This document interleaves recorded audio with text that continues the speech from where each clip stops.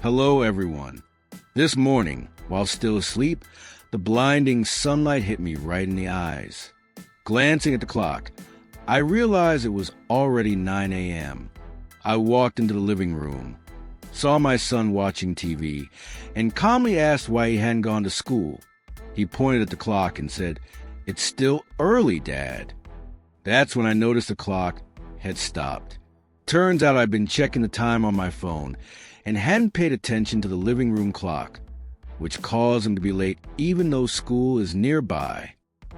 After just dropping him off, I decided to make this video to show everyone a simple way to take care of your battery effectively without spending a single penny at all. With this voltage meter, we'll check if this battery is actually the reason for the problem. I'll show you how to check a battery by measuring its voltage. First, set your device to the correct mode for the battery type. Place the probes on the positive and negative terminals. Hold steady and read the display. The reading will indicate whether the battery still has enough charge or has degraded, helping you determine if it's causing the problem. Always ensure safety, avoiding short circuits or measuring the wrong voltage.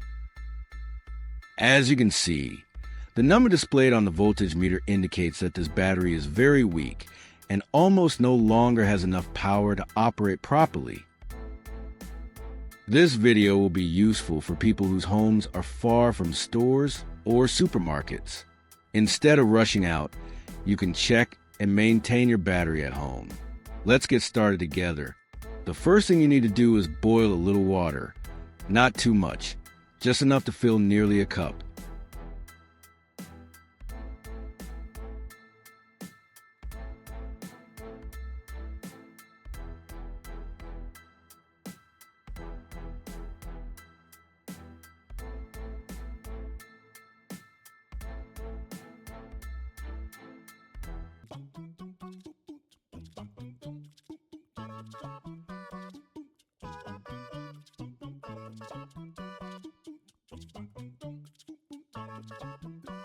After the water boils, pour it into a cup and let it cool slightly so it's just warm.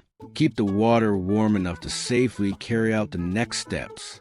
Add a teaspoon of salt to the warm water and stir well until it dissolves completely. For those who don't know, salt water is slightly conductive. If you immerse a battery in it for about 10 to 15 minutes, the solution will affect the battery, helping to check or restore some of its remaining energy. Let me tell you more about the amazing uses of diluted salt water in everyday life. You can use it to clean small items like cups, bottles, or even electronic devices that don't come into direct contact with water, as it gently removes dirt and dust. Additionally, diluted salt water is widely used for healthcare. For example, gargling with warm salt water can help reduce sore throat, clean the mouth, eliminate bad breath, and prevent cavities. For minor wounds, rinsing with diluted salt water helps disinfect, reduce infection risk, and promote faster healing. Salt water is also commonly used in the kitchen, such as soaking vegetables and fruits to remove dirt and pesticides, or cleaning seafood to maintain freshness and taste. In households, diluted salt water can clean stains on mirrors, tables, or other easily soiled surfaces without harsh chemicals. It can also be used for foot baths to reduce swelling, relieve muscle soreness, and soothe fatigue after a long day. For plants, some people use diluted salt water to rinse leaves, remove dust, or deal with minor pests without harming the plant. Additionally, diluted salt water can deodorize, brighten fabrics when washing, and clean metal utensils like knives, forks, or pans. In this way, diluted salt water is not just a simple solution, but a versatile helper in many aspects of everyday life. After waiting several minutes, I decided to leave it for about 10 more seconds before removing the battery.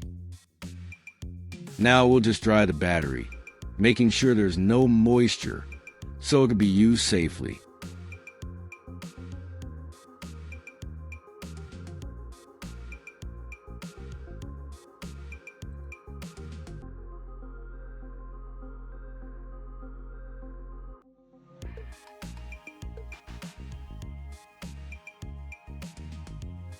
The battery is now restored, but the final step is important. We'll place it temporarily under the table. In this step, I will gently sand the two terminals of the battery. After soaking in salt water, the terminals often have salt or oxidation buildup that can impede electrical flow. Gently sanding removes this residue, restores better contact with the device, and improves the battery's conductivity. Scratches are unavoidable during sanding, but sanding just enough to clean the surface, then wiping away any debris and checking the battery before use ensures safety and effectiveness.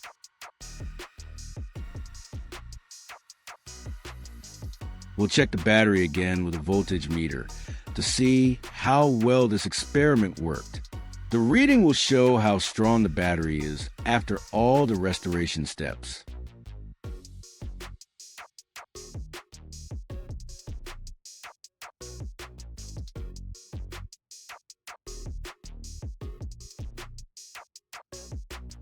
Look at that.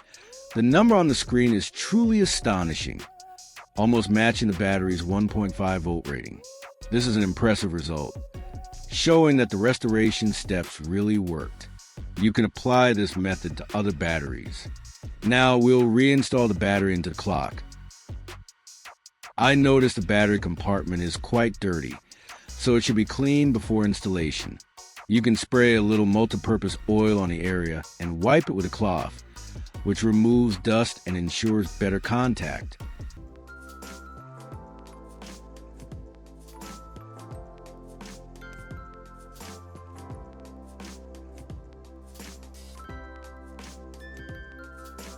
Alright, now we'll reinstall the battery in its original position, making sure the positive and negative terminals are correctly aligned so the clock works properly.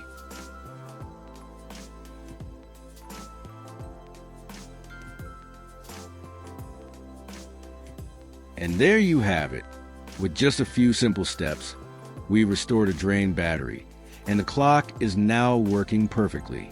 This method saves money, reduces waste, and helps protect the environment while giving you the satisfaction of handling a small household problem yourself. If you found this video helpful, don't forget to hit like and share so more people can learn this tip. Leave a comment below if you've tried this method or have other battery tips. I'd love to read and discuss them. Don't forget to subscribe so you won't miss more practical and useful videos.